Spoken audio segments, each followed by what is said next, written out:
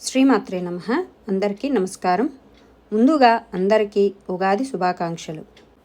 తెలుగువారు చాంద్రమానాన్ని అనుసరించి కొత్త సంవత్సర ప్రారంభాన్ని చైత్ర శుద్ధ పాడ్యమి రోజున ఉగాది పండుగగా జరుపుకుంటాం.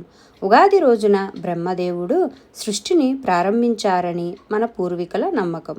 మన గ్రంథాలలో వివరించిన దాని ప్రకారం మనకు ఒక సంవత్సరం గడిస్తే అది బ్రహ్మదేవుడికి ఒక రోజు. అలా ప్రతి ఉగాదితో బ్రహ్మదేవుడికి ఒకరోజు ప్రారంభం అవుతుంది. ఉగాదికి అసలు రూపం యుగ మరియు ఆది అని. ఈ విషయం గురించి పురాణాలలో ఉన్న ఉగాది కథ గురించి ఇప్పుడు మనం తెలుసుకుందాం. పూర్వం సోమకాసురుడనే రాక్షసుడు. ఇతన్ని హయగ్రీవుడని కూడా పిలుస్తారు.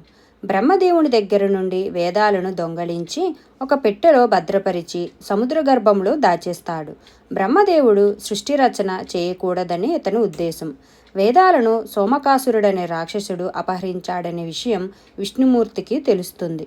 ఆ వేదాలను రక్షించడం కోసం శ్రీ మహావిష్ణువు మత్స్యావతారం ధరించి సముద్ర గర్భంలోకి ప్రవేశిస్తాడు. వేదాలను అపహరించి లోకాలను చీకట్లలో ఉండేలా చేయాలనే సోమకాసురుడిపై స్వామి విరుచుకుపడి సంహరిస్తాడు.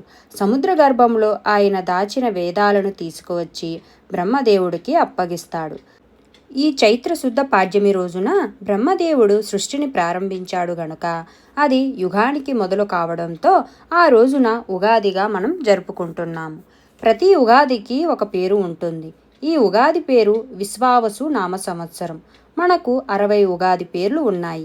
అవి ప్రతి 60 సంవత్సరాలకు ఒకసారి మరలా వస్తాయి.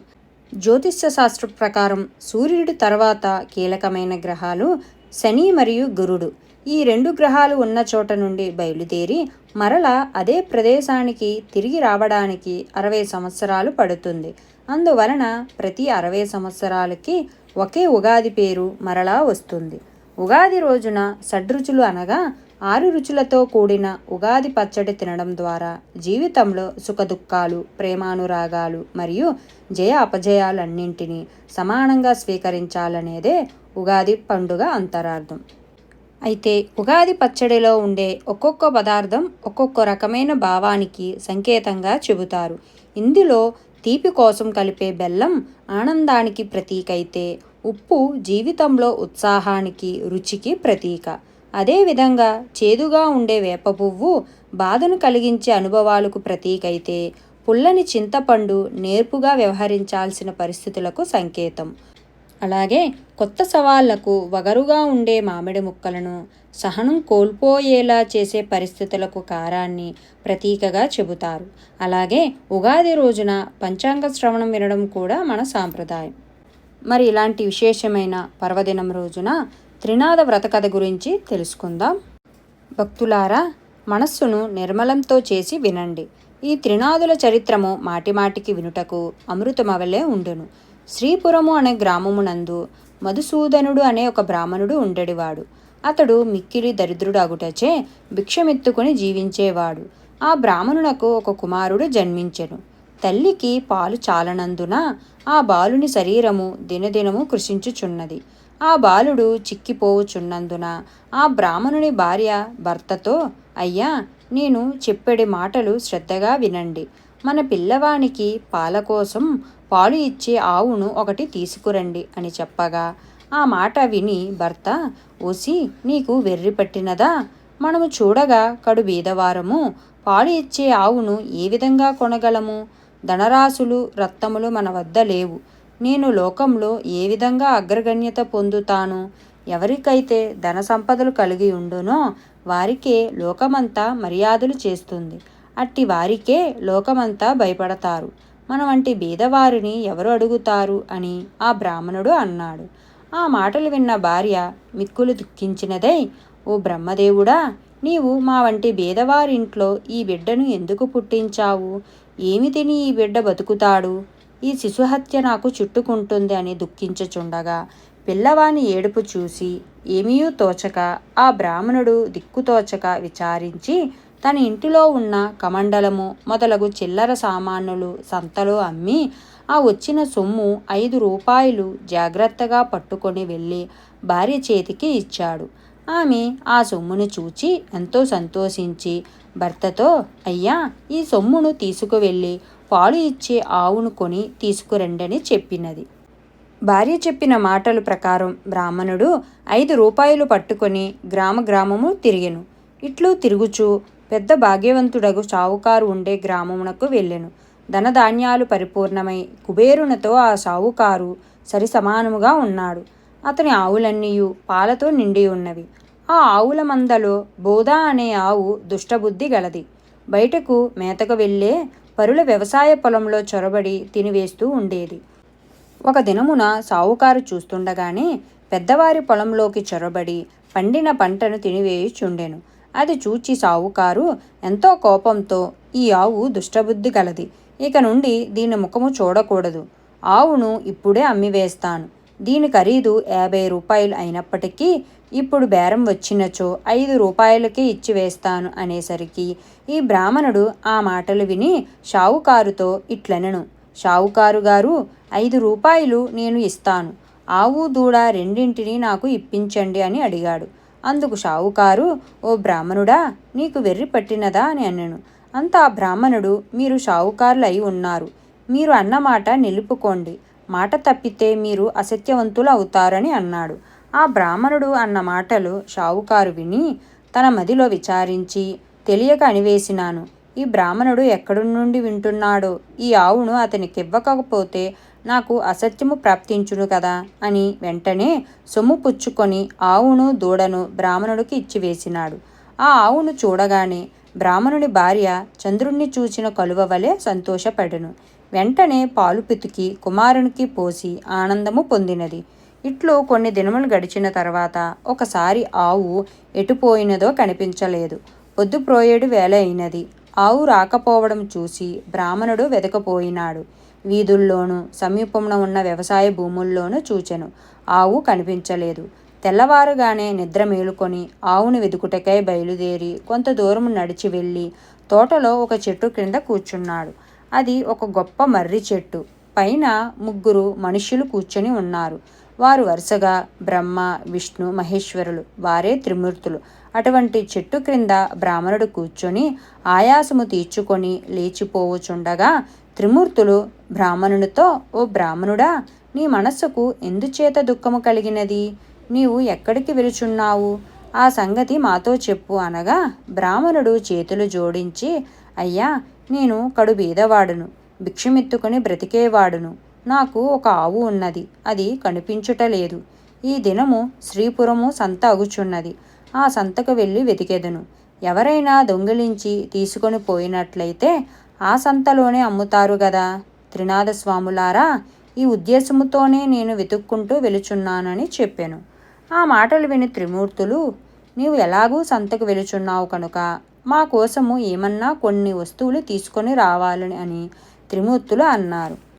అంతా ఆ బ్రాహ్మణుడు ఏమి వస్తువులు కావాలని అడుగగా త్రిమూర్తులు ఇట్లనిరి, 1 పైసా ఆకు చెక్క, 1 పైసా నూనె మాత్రము తెచ్చి ఇమ్మని చెప్పారు.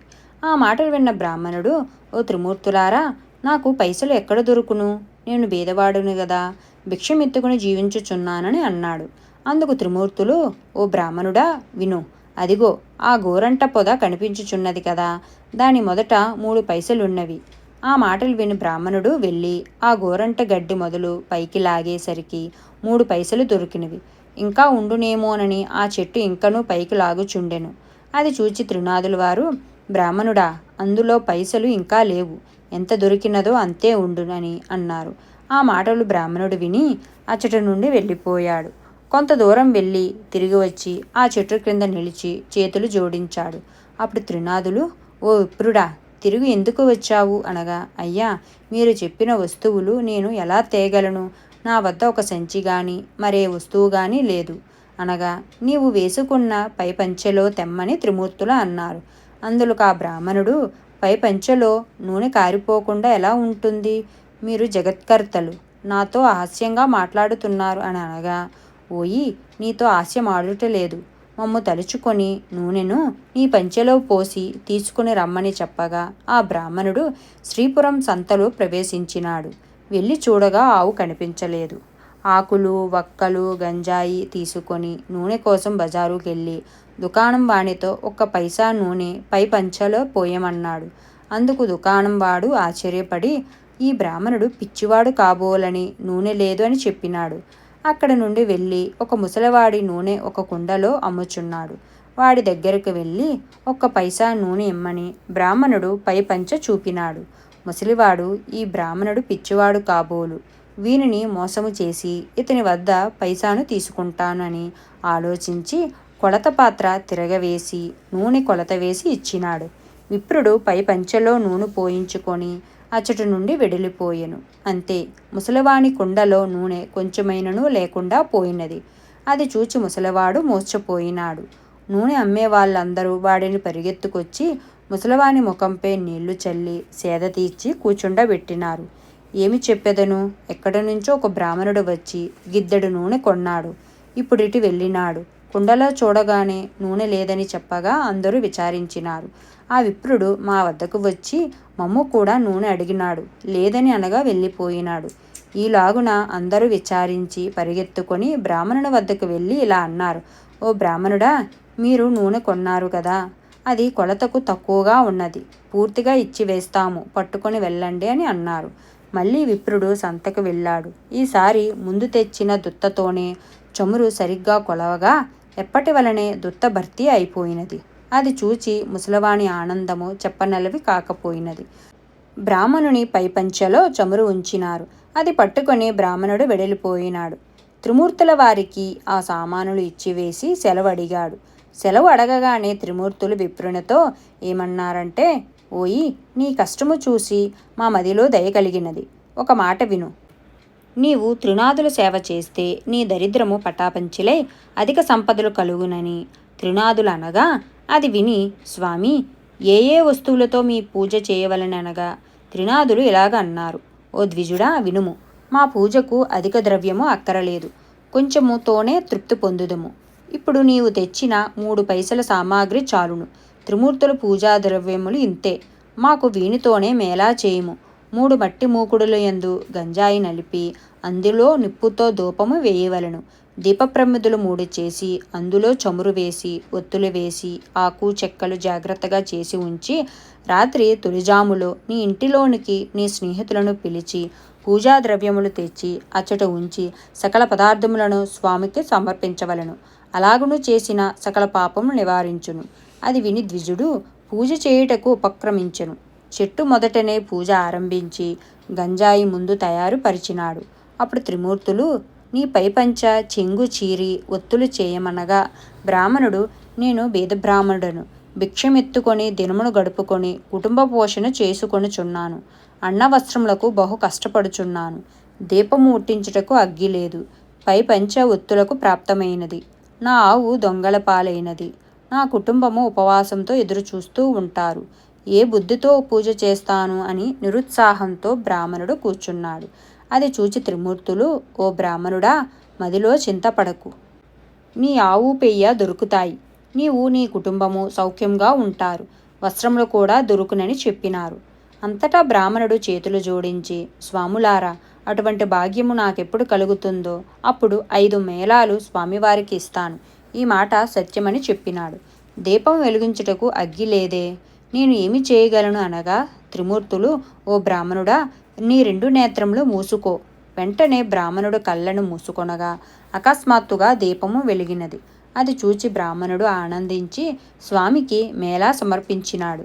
మేళా ఇచ్చివేసి ఆనందంతో బ్రాహ్మణుడు చేతులు జోడించి సాష్టాంగ దండ నమస్కారం చేసినాడు. ఆ బ్రాహ్మణుడు త్రిమూర్తుల వద్ద సెలవు పొంది కొంచెము దూరమును నడిచి వెళ్ళుచుండగా త్రోవలో ఆవును దూడను చూసి సంతోషించి, త్రినాదుల వారు నా యందు దయ ఉంచి ఆవును పెయ్యను తెచ్చి ఇచ్చినారు. వారి పూజ బాగుగా చేసినానని భావించుకొని ఆవును దూడను తోలుకొని ఇంటికి చేరినాడు. చూడగా తన ఇంటిలో సిరి సంపదలు పరిపూర్ణముగా ఉన్నవి. అది చూసి ఎంతో సంతోషము పొంది ఎంతో శ్రద్ధతో పూజ చేశాడు. ఆ ఊరిలోని వారందరకు పూజా విధానము విశదముగా తెలియపరిచినాడు. తన స్నేహితులను రప్పించి వెనుకటి వలనే మేళా సమర్పించినాడు. మేళా చేయు పద్ధతిని అందరికీ చెప్పగా అంతా ఒప్పుకున్నారు. ఆ రాజ్యంలో ఉన్న ప్రజలందరూ త్రినాద పూజ చేసినారు. అందరి ఇండ్లయందు ధనధాన్యములతో పాటు సుఖ సంతోషములు నిండెను. దానివల్ల సావుకారులు అందరూ వ్యాపారములు మూసివేసినారు. అందరూ ఆ దేశపు రాజు వద్దకు వెళ్ళి ఫిర్యాదు చేసినారు.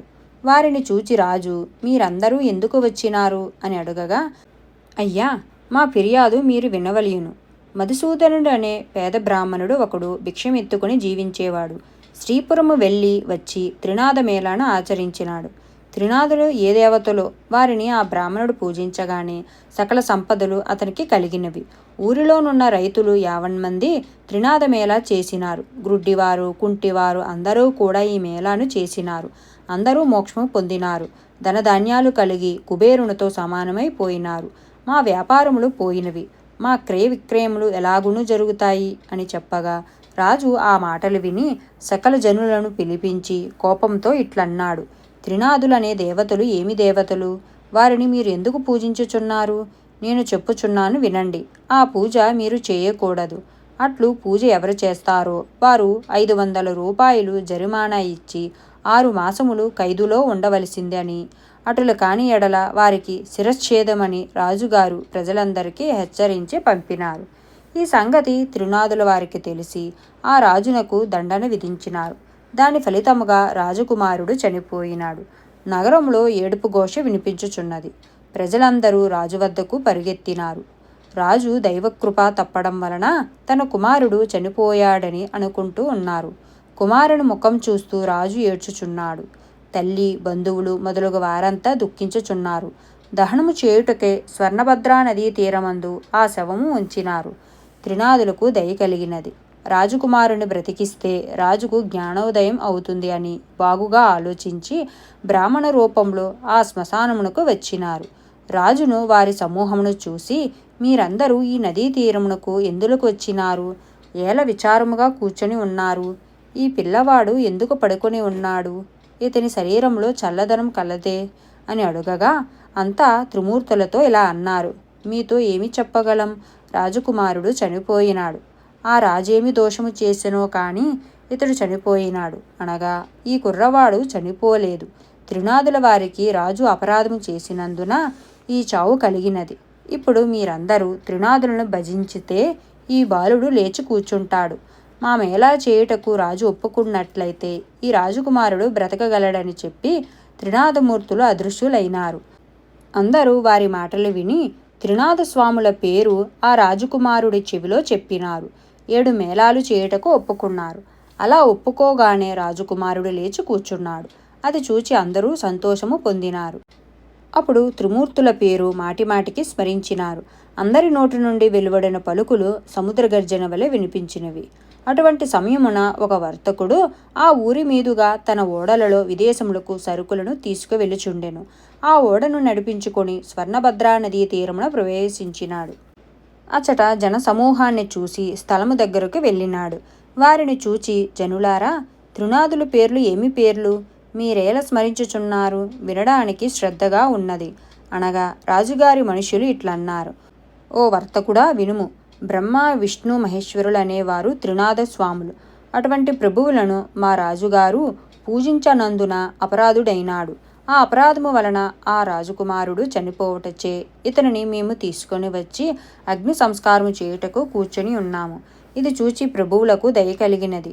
వచ్చి వీనిని బ్రతికించినారు. అందుకు 7 మేళాలు చేయుటకు ఒప్పుకున్నాము. వెంటనే రాజకుమారుడు బ్రతికి కూర్చున్నాడు.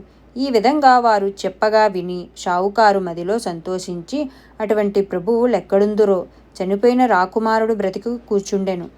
నా ఓడలు ఒడ్డున అడ్డుకొని ఉన్నవి. నేను ఈ ఓడపై వెళ్ళి వస్తాను. నా ఇంటికి సుఖంగా చేరుకుంటాను. నాకు వ్యాపారంలో అధిక లాభాలు వచ్చినట్లయినా ప్రభువుల వారికి 5 మేళాలు చేస్తాను. ఇట్లు మనసులో సంకల్పించుకొని ఓడపై కూర్చొని నడిపించుకొని వెళ్ళిపోయినాడు. అతను పైదేశము వెళ్ళి అచ్చట గొప్ప లాభము పొంది తిరిగి వచ్చి ఓడ నడి ఒడ్డున లంగరు వేయించి ఇంటికి వెళ్ళినాడు. తన నౌకర్లందరూ ఓడలోనే ధనము మోసుకొని పోయినారు. ధనమును ఇంటిలో వేసుకొని షావుకారు సంతోషంతో ఉన్నాడు. ధనం చూచి ప్రభులు వారి మేళాలు మరిచెను. అందుకు ప్రభులకు కోపం కలిగి దండన వేసినారు. ఓడ నీటిలో మునిగిపోయినది. నౌకర్లు, ఓడలోనున్న వారందరూ నీటిలో మునిగిపోయారు. అది తెలిసిన అతను కూడా భూమిపై పడి గోల పెట్టినాడు. మరి కొంతసేపటికి తెలివి తెచ్చుకొని ఏడ్చుచుండగా ఆకాశంలో నుండి త్రినాదులు, నీవు మాకు మేళా ఇస్తానని చెప్పి ఇచ్చినావు కావు, అందుచేతనే ఓడ మునిగినది. నీవు 5 మేళాలు సమర్పించినట్లయినా నీ ఓడ నీకు ప్రాప్తించు అని చెప్పినారు. అది విని షావుకారు మదిలో దుఃఖించి, ముందు నేను సంకల్పం చేసి ఉంటిని, ప్రభువుల మహిమను మరచితిని, ఇప్పుడే త్రినాదుల వారికి మేళా ఇస్తాను అని మదిలో నిశ్చయించుకొని మేళాకు కావలసిన సామాగ్రి తెప్పించి స్నేహితులను రప్పించి ప్రభువుల వారికి మేళా సమర్పించి ప్రార్థించినాడు. వెంటనే నీటిలో మునిగిపోయిన ఓడ పైకి తేలినది. అది చూచి పట్టలేన సంతోషము పొందాడు.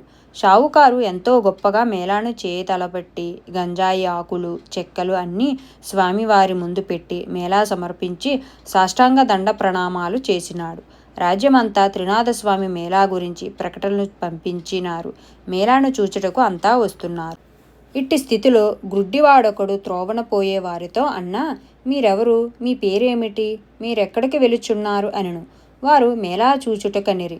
అది విని గ్రుడ్డివాడు, నాకు కండ్లు కానరావు, మీరందరూ నేత్రములతో చూస్తారు, నేను దేనితో చూస్తాను అని అనగా, గ్రుడ్డివాడా, త్రినాథస్వామి వారిని భజింపుము, నీ కన్నులు బాగుగా కనబడును, ప్రభువుల వారి మహిమ చూడవచ్చు అని చెప్పి వారంతా మేళా వద్దకు ప్రవేశించినారు.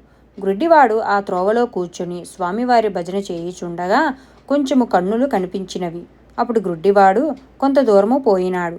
దారిలో ఒక పొట్టి ఓబకాయం వాడు కూర్చొని ఉన్నాడు. వారిని చూసి, నీవు గుడ్డివాడవు, ఇంత కష్టంతో ఎక్కడికి వెలుచున్నావు అని అడిగినాడు. అన్నా, నేను మేళాను చూచుటకు వెలుచున్నాను. ఆ మాటలు పొట్టివాడు విని, స్వామివారి దయ నా మీద లేదు, చేతులు కాళ్ళు పొట్ట నేనెలాగునూ నడవగలను, నీకు కాళ్ళున్నవి, నడిచి వెళ్ళగలవు అంత గ్రుడ్డివాడు చెప్పుచున్నాడు. నీవు త్రినాథస్వామి వారిని భజింపుము, నీ కాళ్ళు చేతులు బాగవుతాయి, క్షణంలో ఇద్దరం కలిసి వెడలిపోదాము. నేను కేవలం గ్రుడ్డివాడిని, ఏమాత్రం కన్నులు కనిపించుటలేదు. త్రినాథుల స్వామివారిని భజించాను గనక కొంచెము కనిపిస్తున్నది. అందుచే నీవు కూడా స్వామివారిని భజించావంటే నీ బాధలు నివారణ చేస్తారు అని చెప్పగా రొట్టివాడు త్రినాథ త్రినాథ అని భజించినాడు. గ్రుడ్డివాడు, అన్నా, నీకు కాళ్ళున్నవి, నడవగలవు, నేను ఎలాగూ నడవగలను, నన్ను నీ భుజం మీద కూర్చోబెట్టుకుని నెమ్మదిగా నడిచి వెళ్ళు, నేను త్రోవ చూపుతుంటాను, నిశ్చింతగా ఇద్దరము మేళాకు చేరుకుందామని పొట్టివాడు చెప్పాడు. అతని మాటలు విని గ్రుడ్డివాడు పొట్టివానిని భుజంపై కూర్చోబెట్టుకొని మెల్లగా నడిచిపోతున్నాడు. నేస్తం, నా నేత్రాలు నిర్మలంగా కనిపించుచున్నవి అని అనగా పొట్టివాడు, అయ్యా, ఇప్పుడు నడిచిపోగలను. ఈ విధంగా గుడ్డివాడు పొట్టివాడు కలిసి త్రినాథస్వామి మేళాడు దగ్గరకు ప్రవేశించినారు. ఆ మేళా జరుగు స్థలమునకు నిత్యము ఒక వైష్ణవుడు వస్తూ ఉండేవాడు. అతడు త్రినాథ మేళా చెల్లించకుండా ఇంటికి వెళ్ళిపోతూ ఉండేవాడు. అతడిని ఈ ప్రొద్దు మనం స్థానమందు కూర్చుండబెట్టవద్దని అనుకొని మేళా చేయు వారంతా వైష్ణవుడు రాగానే చూచి, మేళా చెల్లించకుండా నీవు వెలుచున్నావు కాబట్టి నిన్ను మేళా వద్దకు రాకుండా ఆపు చేయడమైనది అని చెప్పగా, వైష్ణవుడు, నాయనలారా, అపరాధం క్షమించండి, ఇక నుండి మేళా పూర్తి కాకుండా వెళ్ళను, నేను నిజముగా చెప్పుచున్నాను, నా గురువు ఇక్కడకు వచ్చినా సరే విడిచి వెళ్ళను. అప్పుడే దైవయోగమున ఆ క్షణమే గురువు వచ్చి వైష్ణవుని ఇంటిలోనికి వెళ్ళినాడు. నా శిష్యుడు ఎక్కడికి వెళ్ళినాడు, ఆ దినము అగుపించలేదే అని వైష్ణవుని గురించి అతని తల్లిని అడిగినాడు. అప్పుడు అతనితో, నా కుమారుడు మేళా వద్దకు వెళ్ళినాడు. గురువు మేళా ఎవరిదని అడిగినాడు. అందులోకి ఆ ముసలది, అది త్రినాథుని మేళా అని చెప్పినది. ఆ మాటలు విని గురువు అక్కడికి వెళ్ళి చూడగా అంతా స్వామివారిని భక్తి శ్రద్ధలతో పూజ చేయుచున్నారు. అది చూచి గురువు కోపం వచ్చి బాగా తిట్టి మేళా స్థలంను సామాగ్రిని కాలితో తన్నివేశాడు. తరువాత వైష్ణవుని పట్టుకొని బరాబరా లాక్కుకుపోయాడు. కొంత దూరము వెళ్ళేసరికి బోరున వర్షము కురియసాగినది. కటిక చీకటి కావడం వలన త్రోవ కనిపించడం లేదు. గురు శిష్యులు చెల్లా చెదురే అతి కష్టం మీద గురువుగారి ఇంటికి చేరుకున్నారు. గురువు ఇంటిలో చూడగా అతని తల్లి గడప వద్ద కూర్చుని ఏడ్చుచున్నది. అప్పుడు గురువు ఆశ్చర్యపడి లోనికి పోయి చూడగా అతని భార్య కుమారుడు చనిపోయినారు. వారిని చూచి గురువు మోసపోయాడు. శిష్యుడు పట్టుకొని లేపి కూర్చుండబెట్టి ముఖముఖపై నీళ్లు జల్లి, అయ్యా, తమరు త్రినాథ స్వామి వారికి అపరాధము చేశారు, త్రినాథ మేళాను పాడు చేసినారు, అందుకే మీకిది ప్రతిఫలము, మీరు నిష్ఠతో స్వామివారి మేళాను చేసిన ఎడల మీ భార్యా కుమారులు బ్రతుకుతారు అని శిష్యుడనగా, ఆ మాట విని గురువు 5 మేళాలు ఇచ్చుటకు ఒప్పుకొనగా వెంటనే భార్యాకుమారులు లేచి కూర్చుని ఉన్నారు. త్రినాద మేళా పాడు చేసినందుకు తగిన శిక్ష జరిగింది. నేను మూర్ఖుడను, అధముడను, ప్రభుల వారి మహిమ తెలుసుకొనలేకపోతుని అని ప్రభువుల వారిని క్షమాపణ వేడి మేళాకు కావలసిన పదార్థములు యావత్తూ తెప్పించి అందరితో కలిసి మేళ సమర్పించినాడు. పూర్తయిన తరువాత ఆకులు చెక్కలు గంజాయిని అందరూ పంచుకొని సేవించి సుఖమును అనుభవించినారు. ఈ చరిత్ర ఎవరు వింటారో వారికి కుష్ఠవ్యాధి గ్రుడ్డితనము కూడా పోయి తరిస్తారు. పుత్రులు లేని స్త్రీ నిర్మలంగా వింటే పుత్రులు పుడతారు. ఎవరైనా కుంటెగా హాస్యముగా చెప్పిన ఎడల నడ్డితనము గ్రుడ్డితనము కలుగుతుంది. 3 త్రిమూర్తులను 3 స్థలముల నుంచి ముందు విష్ణువును పూజించవలను. చందనము పువ్వులను తెచ్చి త్రిమూర్తులను వేరువేరుగా పూజించవలను. నైవేద్యము సమర్పించి గంజాయిలు అగ్నిని వేయవలను. తాంబూలము 3 భాగములుగా చేసి ఉంచవలను. త్రిమూర్తులు వారి ఎడమ భాగమున వినాయకుణ్ణి ఉంచవలను. 3 దీపములు వెలిగించి ఓ త్రినాథ స్వాములారా దయచేయండి అని అనవలను. అంతా సమర్పించి త్రినాథ స్వాముల వారి పాదములపై పడవలను. అందరూ నిర్మలమైన మనస్సుతో కూర్చొని కథ వినవలను. ప్రసాదము అందరూ పంచుకొని సేవించవలను. ఈ విధముగా త్రినాథులను పూజించి తరించండి అని ఈ కథను సీతాదాసు అనే భక్తుడు చెప్పుచున్నారు. సర్వే జన సుఖినో భవంతు.